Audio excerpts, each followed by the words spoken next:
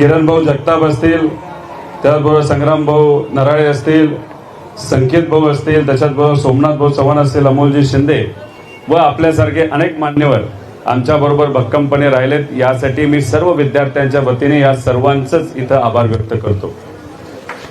जेव्हा केव्हा तुमचे प्रश्न मी मांडतो तेव्हा मला तुमच्यात डेप्युटी कलेक्टर कोणीतरी दिसतं, तुमच्यामध्ये मला DYSP, तहसीलदार, PSI, SIT, ASO, SR, clerk, त्याचबरोबर ड्रग इन्स्पेक्टर, हे उद्याचे हे सर्व अधिकारी आम्हाला दिसत असतात. आणि राजकारणामध्ये आम्ही काय फक्त आमदार बनण्यासाठी आलेलो नाही, पुढे जाऊन खूप काय आम्हाला करायचे या देशासाठी, या राज्यासाठी. अजून 30, 35, 40 वर्ष आम्हाला समाजकारण आणि राजकारण करायचंय. हे राजकारण करत असताना, समाजकारण करत असताना उद्या जाऊन आमच्याबरोबर चांगले अधिकारी असणं सुद्धा महत्वाचं आहे. त्यामुळे तुमच्यात आम्ही चांगले प्रामाणिक अधिकारी म्हणून तिथं बघत असतो, उद्या जाऊन जे लोकांना तिथं सेवा देणार आहेत. मग प्रामाणिक आणि चांगले अधिकारी जर आपल्याला उद्या पाहिजे असतील तर ते जी परीक्षा देतात, ज्या प्रक्रियेतून अधिकारी बनतात, ती प्रक्रिया सुद्धा स्वच्छ आणि चांगली आणि पारदर्शक असणं महत्वाचं आहे का नाही? त्यामुळे एकतर तुमच्या अडचणी आहेत का, तुम्ही, मला माहिती तुम्ही पुण्यासारख्या शहरामध्ये, नाशिक सारख्या शहरामध्ये, नागपूर सारख्या शहरामध्ये कसं राहता, 10 बाय 10च्या खोलीमध्ये 15-15 लोक राहता, कधी कधी क्लासेसमध्येच आंघोळ करता, तिथंच तुम्ही राहता, 18-18 तास, 20-20 तास, 24-24 तास, कधी कधी 1-2 तास झोपता, 3 तास झोपता. पोहे खाल्ले म्हणजे आमचं जेवण झालं. त्याच्याच बरोबर परवडत नसेल तर चहा घ्यायचा, चहामध्ये बिस्किट खायचं. याच्यामध्ये तुम्ही दिवस काढता, कसे तरी महिने काढता. त्याच्यात मुलींची परिस्थिती तर फार वेगळी असते. एकच संधी, दुसरीच संधी, आणि 1-2 संधी झाली मग प्रश्न निघतो, नाही तर चर्चा सुरू होते लग्नाची. आणि मग अशा या वातावरणामध्ये तुम्ही सर्वजण शिकत असतात. आणि तुम्हाला माहिती आहे, पूर्वी चहा कदाचित 3-4 रुपयाला मिळत होता, आता कितीला मिळतो? 12 रुपये, 15 रुपये.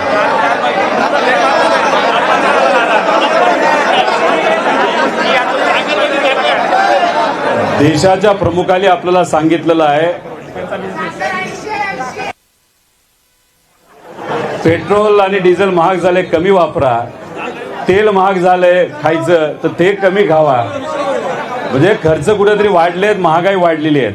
पोह्याची किंमत पूर्वी 10 वर्षापूर्वी किती रुपये असायची? 5-7 रुपयाला असायचं, आणि चांगले पोहे आणि बरेच मिळायचे. मी सुद्धा खाल्ले ते. पण आता किती रुपयाला पोह्याची प्लेट? 35 रुपयाला. आता तुम्ही ज्या परिवारातून येता, शेतकरी कुटुंबाचे अनेक मुलं मुली इथे आहेत. सोयाबीनचे भाव 10 वर्षापूर्वी, 12 वर्षापूर्वी जेवढे होते तेवढेच आहेत. कपाशीचे भाव तेवढेच आहेत. नाही तर जेव्हा असं सरकार येतं ते पडतातच, हे तुम्हाला माहिती आहे. कांद्याच्या भावासाठी सुद्धा आपल्याला संघर्ष करावा लागतो, नाही तर खर्च 20 रुपये असताना आपल्याला 2-3 रुपयाला कांदा किलोला तिथं विकावा लागलेला आहे.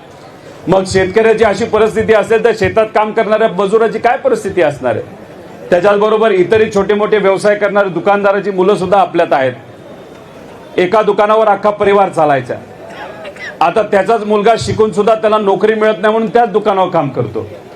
मग आजची ही परिस्थिती असताना उत्पादन आपलं वाढत नाही, आपल्या आईवडिलांचं उत्पादन वाढत नाही. फक्त तुमचं काहीतरी भलं व्हावं यासाठी आपली स्वप्न मारून तुमचे आई वडील कुठून तरी पैसा गोळा करतात, उसने पैसे घेतात, आणि तुमची इथं शिक्षणाची फी नाही तर तुमचा खर्च हे तिथं भरत असतात. बरोबर का नाही?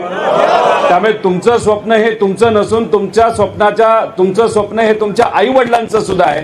याची जाण ही तुम्हा सर्वांना आहे आणि आई वडिलांना सुद्धा आहे, तुमच्या शिक्षकांना सुद्धा खऱ्या अर्थाने ती आहे. त्यामुळे तुमच्या अडचणी सुटाव्यात यासाठी खऱ्या अर्थाने आम्ही सर्वजण काम करत असतो. आता कुठले कुठले पेपर फुटले? 2026 मध्ये आपण जरा 23 पासून सुरुवात करू. मुंबई उच्च न्यायालय व्यक्तिगत सहाय्यक 4 नोव्हेंबर 2023 ला पेपर फुटला. वन संरक्षण 5 ऑगस्ट 2023 ला फुटला. तलाठी भरती मी काय वेगळं बोलणार नाही. मला जेलमध्ये टाकणार होते, माझ्यावर FIR होणार होता, पण ते विसरले की रोहित पवार जेव्हा बोलतो तेव्हा पुराव्या सकटच बोलत असतो, कधी हवेत बोलत नसतो. आणि आता सिद्ध झालेलं एक तलाठी भरतीमध्ये सुद्धा पेपर फुटला होता. हे मी तर म्हणतच होता, तुमच्या माध्यमातून जे पुरावे माझ्याकडे आले. पण आता कुठलं मॅट सुद्धा त्या तिथं सांगत आहे की आपल्या या तलाठी भरतीमध्ये घोटाळा झालेला आहे आणि तो सुद्धा 25, 30 लाख 40 लाखाला एक एक पेपर गेलाय. आणि त्यावेळेस अंदाजे 4,000 कोटीचा भ्रष्टाचार झाला होता. त्यात खोलात जाणार आहे. आम्ही कुठलाही विषय सोडत नाही. महाजनको ऑक्टोबर 2023, कोतवाल भरती ऑक्टोबर 2023, सार्वजनिक बांधकाम विभाग 17 डिसेंबर 2023. जरा 24 वर येऊ आपण. जलसंपदा फेब्रुवारी 2024. 25 राज्य उत्पादक शुल्क सप्टेंबर 2025. म्हणजे तोच विषय ना आपला एक्साईजचा.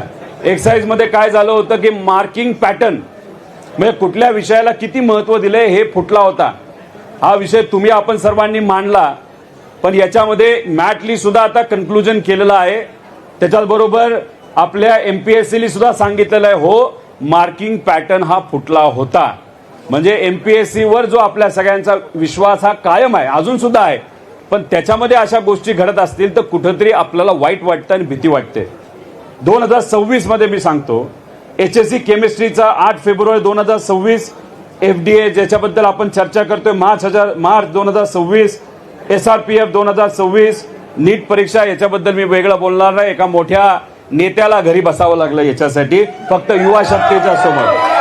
TET 27 जून 2026 आणि आता CETचा मुद्दा आम्ही घेतलेला आहे जुलै 2026 आणि पुण्याचा सुद्धा आहे. MMRDAचा आता एकनाथ शिंदे साहेबांना काही दिवसांपूर्वी मी भेटलो आणि म्हणलो की साहेब हे फार अंगलेटी येणार आहे, याच्यावर आपल्याला कारवाई करावी लागते.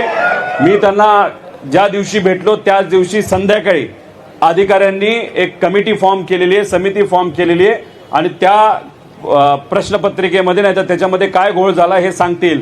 आणि सर्वच अधिकाऱ्यांना आम्हाला सांगायचंय की याच्यामध्ये कुठलाही प्रेशर तुम्ही घेऊ नका.